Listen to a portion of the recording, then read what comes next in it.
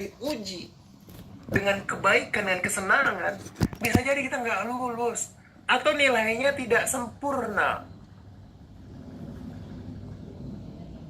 Ya, kita sudah bersyukur, tapi belum sempurna mungkin syukur kita. Maka Allah ingin kita lebih baik lagi. Allah ingin kita lebih naik lagi. Allah ingin kita ini lebih dekat lagi dengan Allah. Maka kita dibanting hidup kita.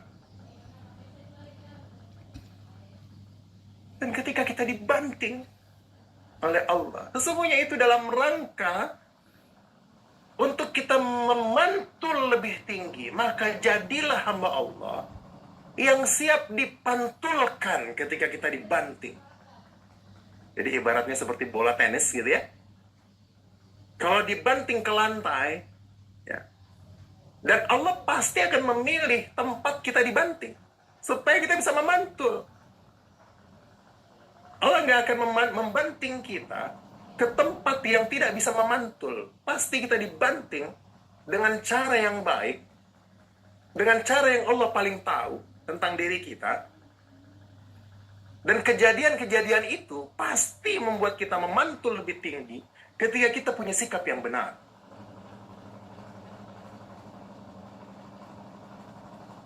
Berserahlah kepada Allah dengan semua ujian, apapun bentuknya. Nah, untuk khas dari setiap mesin kecerdasan, walaupun semuanya bisa bervariasi dalam hidup kita, tapi orang sensing ya bisa jadi ya dalam periode hidupnya dia akan dimiskinkan oleh Allah Subhanahu wa taala. Dimiskinkan yang saya maksud, dia mungkin akan mendapatkan sebuah periode di mana dia bisa jadi dimiskinkan dalam arti sebenarnya, misalnya naudzubillah, semoga Allah jaga rumah kita kebakaran, naudzubillah min dzalik. Atau mungkin kita kecopetan, ketipu dengan jumlah yang sangat besar. Atau mungkin kita berikhtiar, berjuang untuk menjadi kaya, karena orang sensing mau jadi kaya, tapi bertahun-tahun tidak Allah, atau belum Allah kabulkan.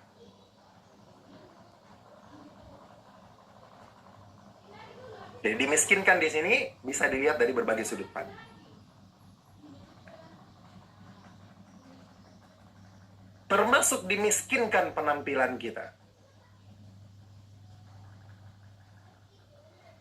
Penampilan kita misalnya ya, misalnya wajah kita kena apa gitu ya, sehingga jadi nggak sempurna penampilannya. Karena orang sensing orang penampilan.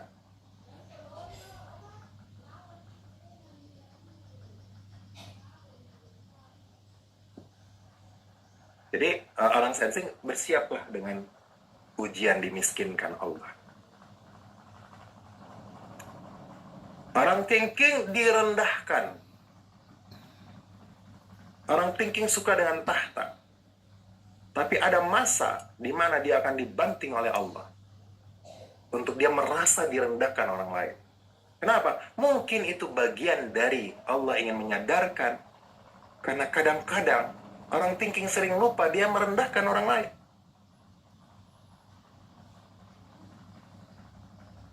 Menganggap dia yang paling pintar, menganggap dia yang paling tahu. Mungkin Allah ingin menyadarkan kita yang thinking. Dengan cara kita merasa direndahkan. Pendapat kita sudah tidak didengar. Nasihat kita sudah tidak ada yang ikuti.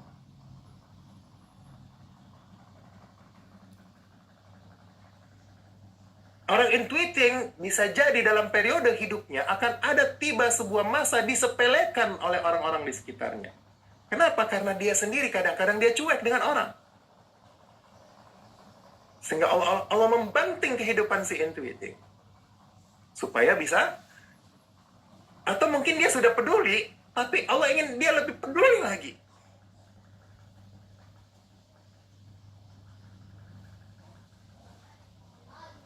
Atau tanpa sadar dia mungkin pernah menyepelekan orang lain. Kita tidak pernah tahu. apa. Tapi mari kita merenung bersama. Masing-masing kita bermuhasabah. Karena nggak mungkin Allah salah kasih ujian. Orang feeling diabaikan, merasa tidak disayangi siapapun. Pasangan mungkin ya terasa cintanya berkurang. Ya.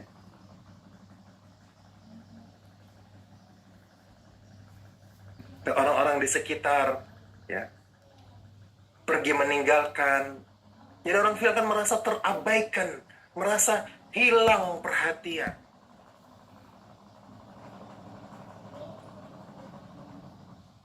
Itu dengan harapan supaya kita itu betul-betul orang-orang feeling itu akan diuji oleh Allah dengan cinta supaya betul-betul cintanya murni kepada Allah Subhanahu wa taala, bukan kepada makhluk.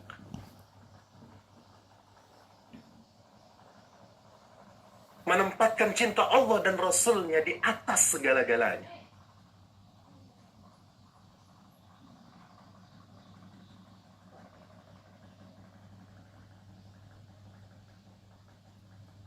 Dan orang insting mungkin akan dapat ujian. Karena orang insting orangnya damai, tidak suka dengan tekanan. Malah tekanan datang bertubi-tubi dari berbagai arah.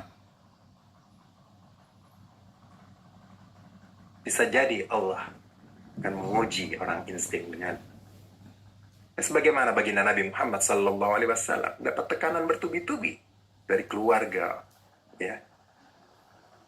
Tapi ingat, di sisi lain Allah kasihkan pertolongannya. Sementara begitu banyak keluarga Nabi yang menolak dakwah, termasuk pamannya sendiri, tapi ada satu pamannya yang masih menolak Islam tapi tetap menjadi pendukung setia dan pendamping beliau, pendukung utama beliau, Abu Thalib, walaupun sayangnya sampai akhir hayat Allah berkehendak lain.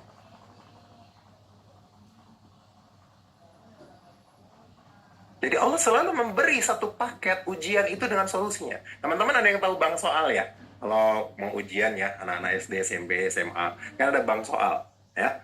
Nah, bank soal itu kan banyak soal-soal di depan ya. Kemudian di bagian belakang ada jawaban ya, ada kunci jawaban kan.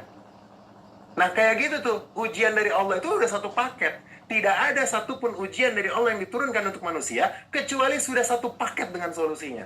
Dan solusinya itu, pertolongan Allah itu, solusi atas masalah kita itu, nggak jauh, dekat. Innan nasrullaha qarib.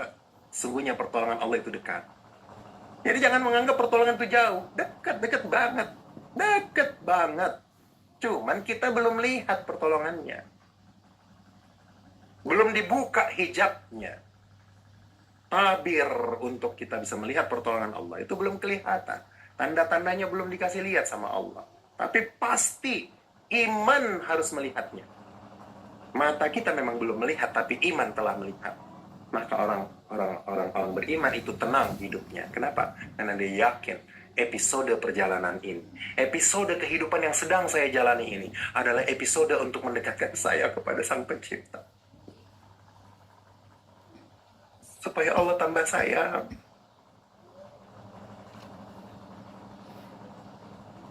Maka nggak usah marah-marah.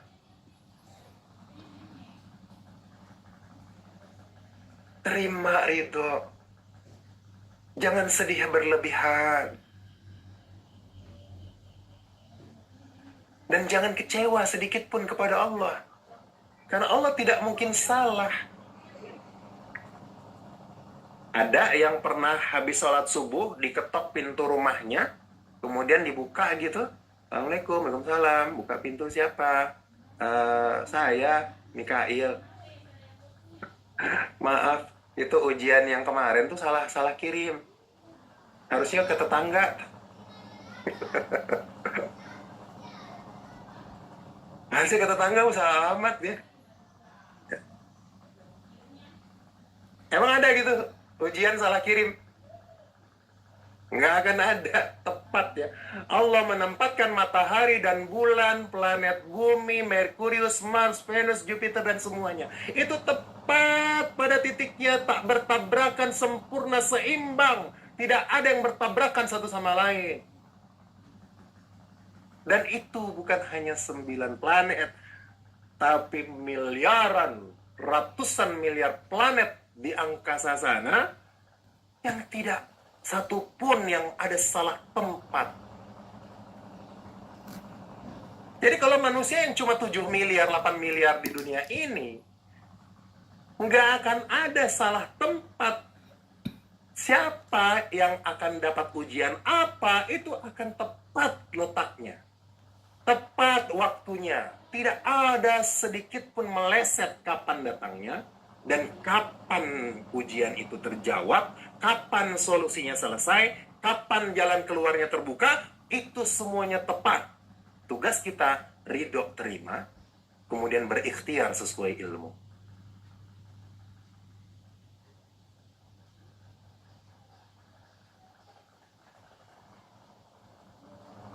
Maka dalam surah Al-Baqarah ayat 286, ayat terakhir, kita sering dengar, la yukallifullahu nafsan illa wus'aha. Nggak ada yang datang itu salah takaran. Ujian itu nggak ada yang salah takaran. Tepat. Tapi berat banget ya Allah, berat sekali ya Allah. Iya, pasti kamu mampu memikulnya. Kamu pasti mampu memikulnya, wahai hambaku. Sabarlah, karena sungguhnya aku bersamamu jika engkau bersabar dengan masalah, dengan ujian yang aku berikan. Aku menemanimu setiap detik. Saat engkau tidur, aku tidak tidur. Sabar. Innallaha ma'as sabirin.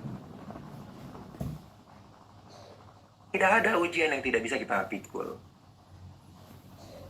Kemudian dalam surah Al-Baqarah 216 dikatakan, bisa jadi engkau menyukai sesuatu, tapi menurut Allah itu tidak baik bagi kamu. Bisa jadi kamu tidak suka sesuatu, tapi menurut Allah itu baik bagi kamu. Ibarat makan jamu, pahit. Ya, pahit makan jamu, tapi itu baik bagi kamu, jadi obat. Ya, kan obat herbal gitu ya. Ya, kalau mau beli obat herbal saya juga boleh. Jadi promosi. Maaf ya, saya sensing ya. Di sela-sela training ada jualannya. Bercanda ya. Tapi kalau ada yang mau beli serius saya terima. Jadi boleh jadi apa yang engkau tidak suka itu bagus bagi kamu. Aduh, aku gak suka banget ini ujian, berat banget ya Allah. Itu baik, pasti baik bagi kamu. Yakinilah. Karena Allah ingin menjemputmu ke level spiritual. Kemudian kita harus yakin tadi, fa inna ma'al usri yusran, inna ma'al usri yusran. Jadi setiap di dalam ujian itu selalu ada jawabannya. Kita tinggal berikhtiar, cari guru.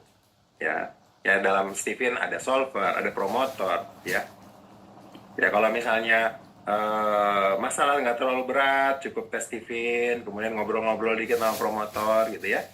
Kalau masalah agak berat lagi, tambah sedikit sesi privat. Kalau lebih berat lagi, tambah sesi solving. Jadi silahkan diatur saja ya. Jadi teman-teman sekalian, yang penting cari, dan Stephen ini sangat membantu kita menyelesaikan semua permasalahan sampai ke akar masalah. Dan dari akar ini kita bisa menemukan solusi yang paling jitu, dan tentunya tetap berproses. Sabar dengan prosesnya.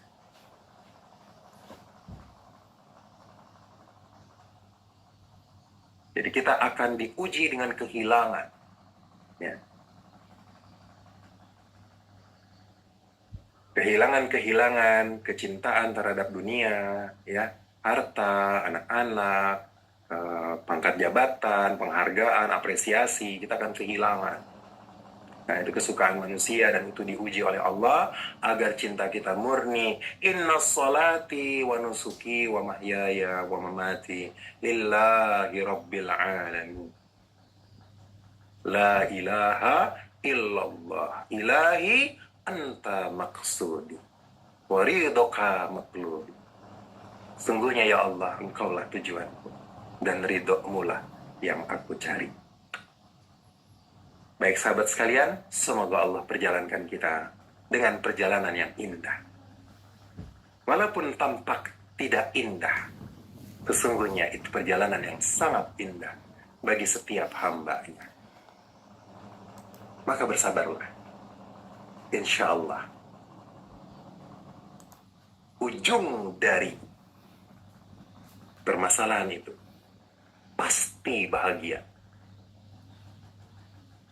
Ujung dari permasalahan, ujung dari semua permasalahan, ujung dari semua ujian adalah kebahagiaan. Dan kebahagiaannya bukan kebahagiaan kaleng-kaleng, kebahagiaan hakiki. Insya Allah. Demikian sahabat sekalian, 5 jalan spiritual. Kenali diri apa adanya, personality. Yang belum tes TVN, saya doakan semoga mendapatkan rezeki untuk segera bisa tes TVN. Kemudian asah mentalitas kita, asah potensi kita untuk menjadi kaya harta, kaya amanah, kaya karya cipta, kaya pasukan, atau mengkayakan orang lain. Kemudian yang ketiga, ya, dalam morality, bagaimana kita bersedekah ego, tundukkan ego demi kepentingan jamaah, belajar untuk memberi sesuai dengan kebutuhan orang, bukan menurut sudut pandang kita. Belajar untuk menerima nasihat, menahan diri untuk tidak bersuara ketika kita dinasehati. Kemudian kita naik lagi sampai kepada setiap hembusan napas, lafaz Allah selalu keluar di lisan kita dan selalu ada di hati kita. Insya Allah. Demikian sahabat sekalian, mohon maaf lahir batin.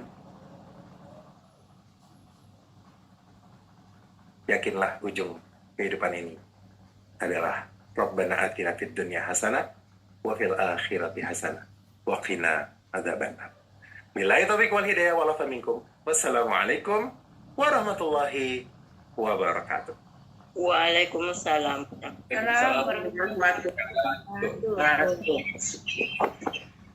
Baik teman-teman, alhamdulillah terbiasa paparan dari Solver Alif. Jazakumullah khairan atas paparan tentang jalan spiritual berbasis knowledge. Sekarang teman-teman kita akan menanyakan atau membacakan pertanyaan-pertanyaan yang sudah masuk. Yang pertama dari Pak Suryamsyah Indrapura. Dalam proses kejadian manusia ada kesaksian bahwa Allah adalah Rabb. Tentu ini terjadi dalam sebuah kesadaran. Kemudian kita lupa. Apakah kita di alam rahim telah memiliki sebuah kesadaran?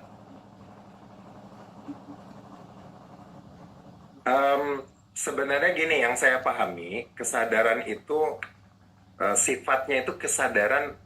Kalau guru saya, gurunya Pak Sur juga, ya, ada yang namanya, jadi kan gini teman-teman, kan kita pahami ada yang namanya alam sadar, ada alam bawah sadar, ada consciousness, ada unconsciousness. Nah, kalau guru spiritual saya, ya, gurunya Pak Sur juga, ada yang namanya super consciousness.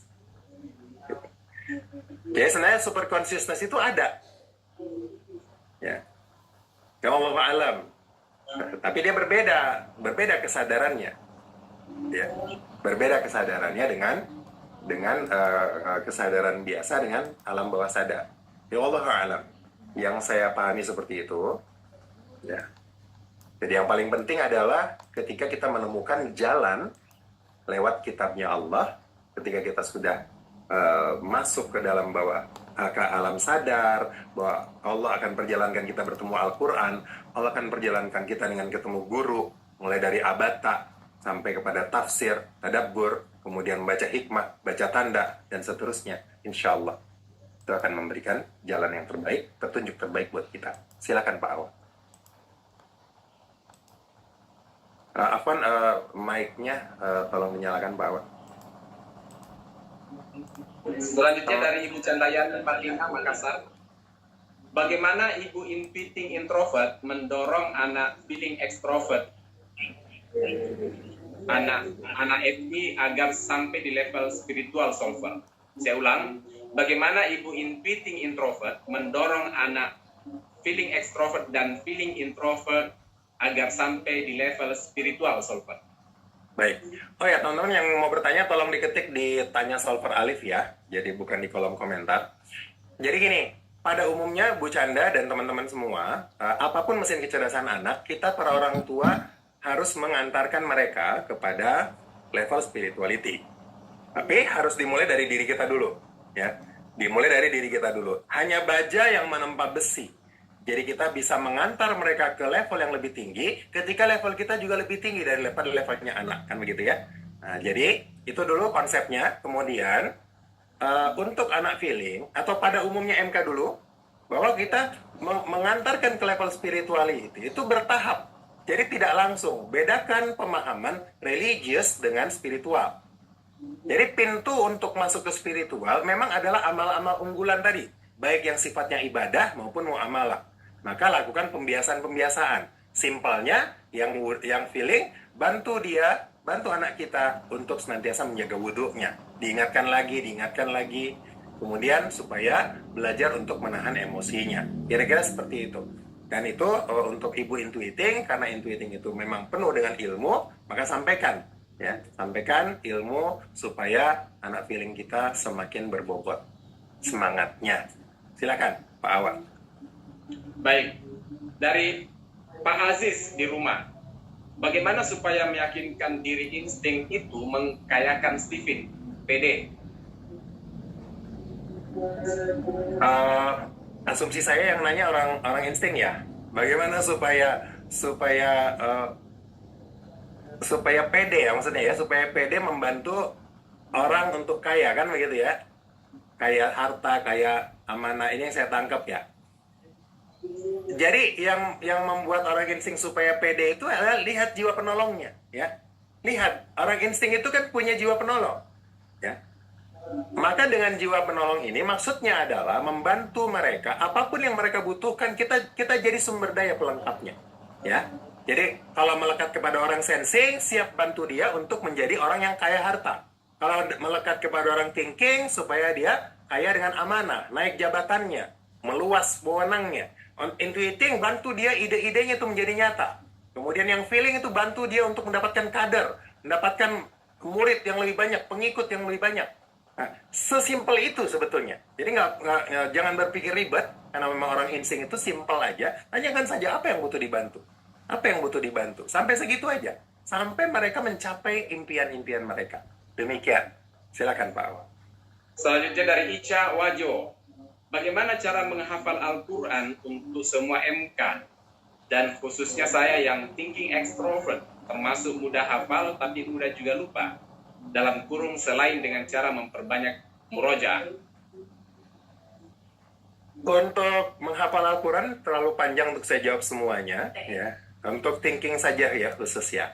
Jadi untuk thinking itu hafalkan posisi nomor surat. Nomor ayat ya. Jadi dalam satu halaman kan ada lingkaran-lingkaran ayat tuh, ayat 1, ayat 2, ayat 3, ayat 4. Itu hafalin letak-letaknya. Karena orang thinking itu otaknya dia bisa membaca sudut atau sendi-sendi ayat ya, sendi-sendi ayat. Jadi begitu, menghafal sendi-sendinya. Ya, pojok-pojoknya ya, di mana titik-titik, kemudian hafalkan kata-kata awal kalimat dan akhir kalimat dan tengah-tengah kalimat yang dianggap penting. Jadi mulai dari situ, kata-kata kunci. Insya Allah itu membantu lebih mudah melekat dan memungkinkan hafalan thinking. Silakan Pak Awan. Baik, dari Supiah Makassar. Anak perempuan usia SMP, sensing introvert, sangat pemalu. Bagaimana caranya agar bisa percaya diri tidak pemalu? Bedakan pemalu dengan inferior. Ya. Jadi inferior itu dengan pemalu beda. Pemalu itu harus dipertahankan. Dia harus menjadi pemalu karena orang sensing memang tetap harus menjadi pemalu. Karena Utsman bin Affan itu orang yang paling pemalu. Dan sampai malaikat pun malu kepadanya. Saking pemalunya Utsman. Masya Allah. Ya. Jadi pemalunya dipertahankan. Inferiornya, tidak pedenya yang dinaikkan. Ya. Jadi itu adalah kotak yang berbeda. Kotak pemalu dengan kotak inferior. Jadi kalau pemalu yang dimaksud adalah pemalu inferior, nah ini yang memang harus diatasi. Misalnya malu kalau sendirian misalnya ya. Jadi dia ini contoh ya, Gina itu anak saya yang sensing. Karena setiap waktu kecil dulu, kami kalau saya juga sensing gitu ya, sering ajak makan bareng. Saya mengajarkan anak saya, setiap transaksi harus Gina yang maju ke kasir. Ya, setiap kita jajan, Gina yang ke kasir. Gitu. Tapi dia selalu malu, malu yang ini, malu yang nggak pede gitu kan, sama orang. Ya, jadi itu agak sedikit bercampur di situ. Nah, nggak pedenya itu ditemani sama kakaknya, teman lu kakaknya temanin. Akhirnya lama-lama akhirnya Gina berani sendiri. Kira-kira seperti itu caranya. Ya, silakan Pak Awa. Dari Zulfa Medan, bagaimana mengoptimalkan potensi spiritual insting yang full bekerja dan sering lembur? Insting atau intuiting nih? Saya soalnya kan Bu Zulfa, kalau Bu Zulfa Medan ya. Ya, kalau insting mengoptimalkan potensi spiritualnya. Jadi berapa Pak? Diulang sedikit. Mengoptimalkan apa tadi? Bagaimana mengoptimalkan potensi spiritual insting yang full bekerja dan sering lembur? Untuk anak Jadi saya. gini, anak ya Bu, baik, siap. Jadi insting itu ketika dia full bekerja, memang mencari ruang-ruang berorganisasi, ya. Bahkan di tempat pekerjaannya itu, dia akan bisa berteman ya dengan pasti banyak temannya di tempat kerjanya. Nah, kan di sela-sela tugasnya sendiri, dia bisa menawarkan bantuan kepada teman-temannya. Jadi insting itu adalah ikhlas, potensi spiritualnya adalah ikhlas menolong, ya. Ya, mendoakan orang lain, menolong, ya. Jadi insting itu sholat sunnahnya tidak lebih banyak daripada sensing, ya. Walaupun dia judulnya spiritualis, ya, orang-orang sensing akan lebih banyak sholat sunnahnya. Maka ukuran spiritualitas setiap mesin kecerdasan itu berbeda-beda. Maka ketika orang insting sibuk, memang orang insting harus super sibuk, ya. Nah, disitulah dia menolong orang.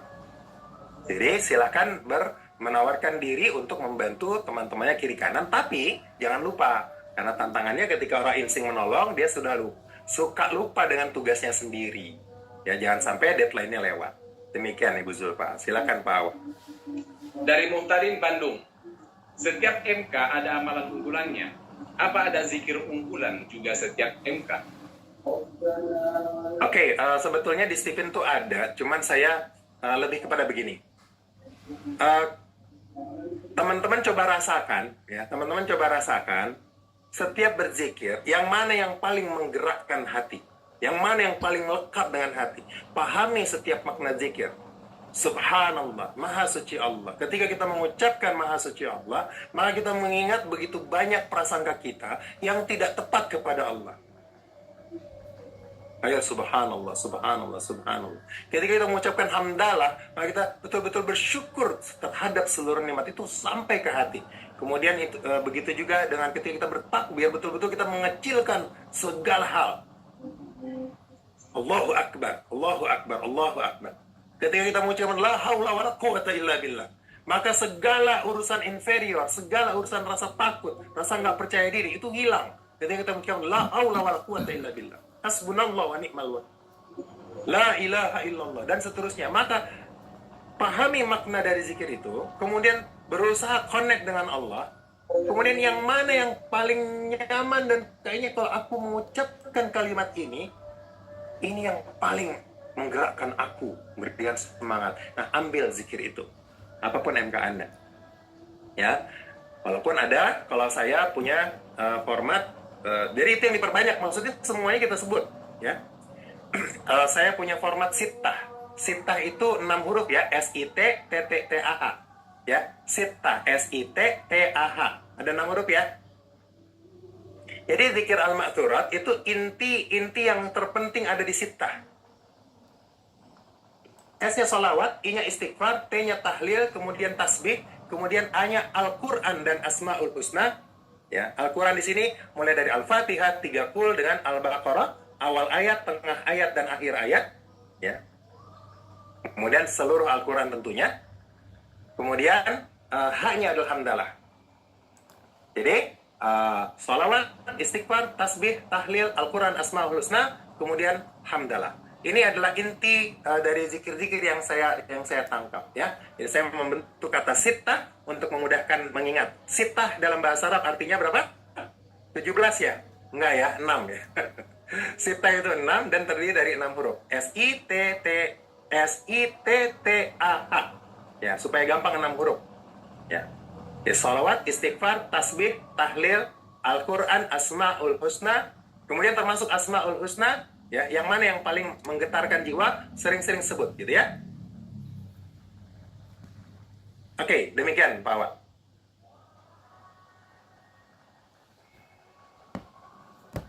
Afwan, mic-nya tolong dinyalakan, Afwan. Tadi ada teman-teman yang mic-nya sering terbuka ya, jadi dimudahkan untuk mematikan semuanya langsung. Silakan Pak Wak. Dari Bapak Abdul Hadi Makassar, bagaimana tahap demi tahap orang feeling introvert bisa ke level spirituality karena tiap hari banyak ujian dan cobaan hidup dan banyak membantu orang lain? Alhamdulillah, memang orang feeling juga harus seperti itu ya, walaupun tidak sama seperti insting ya. Jadi memang harus salah satu jalan spiritualnya adalah berbakti kepada orang tua. Yang utama itu kepada orang tua dan berbakti kepada pasangan. Nah, selain itu ya orang-orang tercinta yang terdekat, ya, menyayangi anak, lingkungan terdekat. Tahap naik spirituality ini teman-teman, tadi saya lupa menyampaikan ya bahwa orang-orang pada umumnya, ya, harus naik bertahap, personality, mentality, morality, spirituality. Kita nggak bisa sampai spirituality kalau nggak sampai di morality. Kita nggak bisa di morality kalau kita nggak sampai di mentality. Maka ujian-ujian hidup itu dihadapi memang dengan jurus-jurus spiritual yang saya sampaikan tadi, ya. Banyak ayat Al-Quran yang bisa kita baca yang memotivasi kita, menyadarkan kita, menyabarkan kita, seperti yang saya sampaikan tadi. Nah, tapi secara umumnya naik untuk mencapai level itu, ya, Pak Hadi sebagai orang feeling harus memperbanyak pasukan. Caranya gimana? Mulai dari ngobrol setiap hari dengan orang. Ngobrol, paksa diri ngobrol dengan orang. Kemudian paksa diri menelpon 3 orang setiap hari misalnya. Untuk memperluas koneksi, memperluas silaturahim. Paksa diri, telepon aja udah ngobrol aja ke sana kemari. Ya, walaupun kalau feeling introvert lebih fokus kepada sebuah misi, gitu ya, dibandingkan feeling extrovert. Jadi telepon, lagi di rumah telepon orang. Ya, jangan cuma chat. Ya, mulai dari chat dulu. Nah, kemudian kita teleponan, kayak gitu ya. Jadi naik level, mentality dulu. Morality, spiritual. Kita nggak bisa langsung lompat ke spirituality tanpa menaiki tangga. Kecuali orang-orang khusus, yaitu para nabi dan para wali, yang memang dipilih Allah langsung untuk sampai memang dari awal menjadi teladan buat umat. Ya, silakan Pak Awak. Tabe mic, tak. Selanjutnya dari Sri Susanti Bengkulu. Dalam berinteraksi dengan Al-Quran, sensing itu baca dan hafalkan. Tapi ada realnya justru kekuatan hafalannya belum maksimal atau lemah. Tapi Pak Awak tolong diulang. Dalam berinteraksi dengan Al-Quran, sensing itu baca dan hafalkan. Tapi ada realnya justru kekuatan hafalannya belum maksimal atau lemah.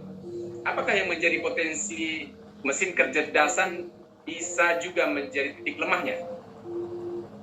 Jadi gini, prinsipnya orang sensing itu memorinya kuat. Jadi ketika hafalan belum maju, ya mungkin perlu banyak istighfar barangkali, ya, atau mungkin cara menghafalnya yang belum sering diulang-ulang. Jadi jangan menyangka orang sensing itu satu kali baca langsung hafal, ya. Itu yang perlu dipahami, ya. Oh, saya kok menghafal nggak hafal-hafal? Berapa kali pengulangannya? Ya, pengulangan itu sampai 40 kali. Ya. Jadi 10 sampai 40 kali itu diulang-ulang ayat yang sama. Dan saran saya, hafalkan sepenggal-sepenggal dulu. Jangan langsung satu ayat yang panjang. Misalnya tabarakalladzi biyadihil mulku wa huwa ala kulli syai'in qadir. Jangan sepanjang itu. Hafalkan aja 2 kata dulu. Tabarakalladzi tabarakalladzi tabarakalladzi tabarakalladzi tabarakalladzi tabarakalladzi tabarakalladzi tabarakalladzi tabarakalladzi tabarakalladzi sampai 40 kali. Itu orang sensing pasti hafal. Insya Allah.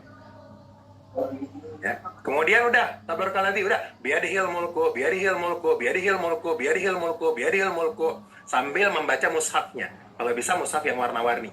ya. Kemudian kasih tanda di ayat-ayat yang sering lupa, kasih tanda dengan spidol warna. Udah begitu orang sensing. Ulang banyak-banyak. Udah, tabarakalladzi biyadihil mulku. Gabung. Tabarakalladzi biyadihil mulku. Tabarakalladzi biyadihil mulku. Tabarakalladzi biyadihil mulku. Kemudian wa huwa ala kulli wa huwa ala kulli wa huwa ala kulli wa huwa ala kulli 40 kali. Habis itu gabung lagi. Tabarakalladzi biyadihil mulku wa huwa ala kulli syai'in qadir dan seterusnya. Demikian Pak Awad, silakan. Tabe mic-nya. Dari Abdul Hadi Makassar. Saya feeling introvert, udah mulai belajar menghafal Al-Quran. Bagaimana caranya bisa tetap hafal Al-Quran yang kita hafal dan tidak lupa lagi? Dan apa bisa diterapkan sambil menghafal tiap ayat dan sambil hafal juga artinya, agar mudah terhafal dengan mudah tersimpan di kita karena tahu artinya dan insya Allah bisa diamalkan.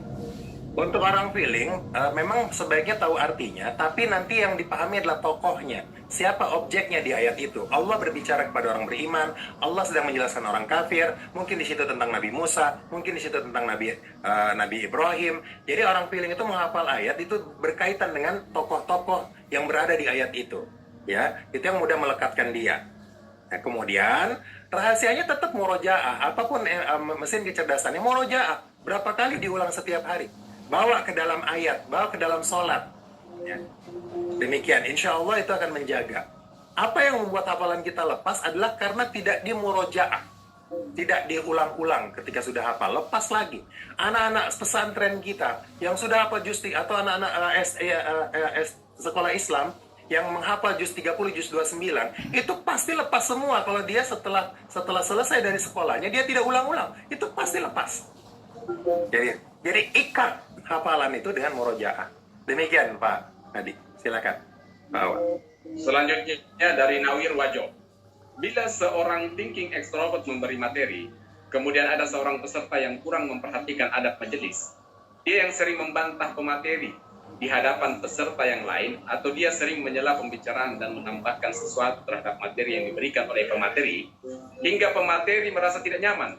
Sebenarnya dia ingin menghindari pertemuan dengan orang tersebut, tapi sering bertemu juga dan rasanya sangat tidak nyaman. Bagaimana cara mengatasi perasaan tidak nyaman ini bagi thinking extrovert? Pertama, kita sampaikan adab majelis, ya. Jadi majelis itu ada adab, sampaikan. Kalau bisa di luar dari forum, dekati secara personal orangnya bahwa ada adab majelis seperti ini. Silakan bertanya ketika sesi pertanyaan, misalnya ya, ketika sesi pertanyaan sudah dibuka. Mohon tidak menyela ketika sudah sedang menjelaskan. Sampaikan seperti itu, ya. Insya Allah orang yang paham adab, ya, insya Allah akan memahami. Dia akan melakukan bertanya pada saat adab sesi bertanya dimulai. Kira-kira seperti itu. Silakan Pak Awad. Afwan, Mike Pak. Pertanyaannya sudah habis yang dikirimkan ke saya, Pak. Oke, baik. Baik, teman-teman yang nanti masih ada sesi bertanya, kita kan ada grup ya, nanti ada grup WA, jadi silakan melanjutkan pertanyaan di sana. Atau lewat tanya solver Alif ya, lewat tanya solver Alif juga bisa. Ya. Atau japri saya, yang tahu nomor WA saya, japri aja saya. Ya. Tapi di grup lebih baik ya, teman-teman. Baik, saya kira seperti itu Pak Awad. Terima kasih banyak teman-teman sekalian. Mohon maaf lahir batin karena ini sudah mau masuk zuhur di Makassar. Semoga Allah membimbing kita, memberikan kita petunjuk langkah demi langkah. Semakin kita mendekat kepadanya, bersabarlah dengan ujian. Insya Allah solusinya pasti ada. Cari guru, cari solusi, dan banyak-banyak istighfar karena sesungguhnya masalah itu datang juga untuk menggugurkan dosa, ya. Jadi makin banyak dosa kita, makin banyak masalah kita, gitu ya. Atau masalah itu menyesakkan dada, gitu. Jadi orang yang dosanya sedikit, ya, dosanya tidak lebih banyak, maka masalah itu tidak terlalu menyesakkan. Tapi orang yang dosanya banyak, masalah itu terasa sesak sekali rasanya. Nah, maka itu yang membuat kita harus banyak-banyak beristighfar dan terus minta ampun kepada Allah. Demikian, mohon maaf lahir batin kawan-kawan sekalian, sampai ketemu di majelis-majelis ilmu yang lainnya. Assalamualaikum warahmatullahi wabarakatuh. Waalaikumsalam. Waalaikumsalam warahmatullahi wabarakatuh. Terima kasih sobat. Sama-sama. Waalaikumsalam.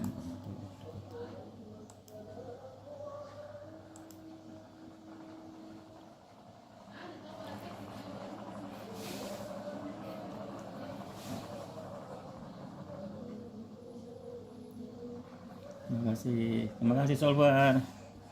Alhamdulillah.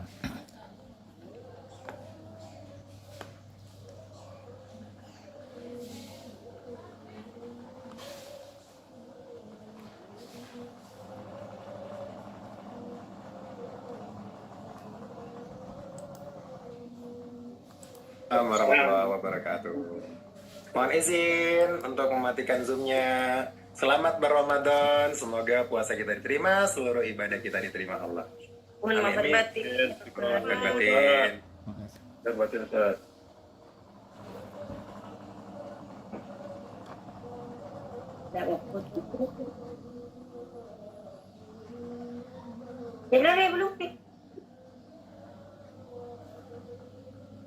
Recording. Alhamdulillah.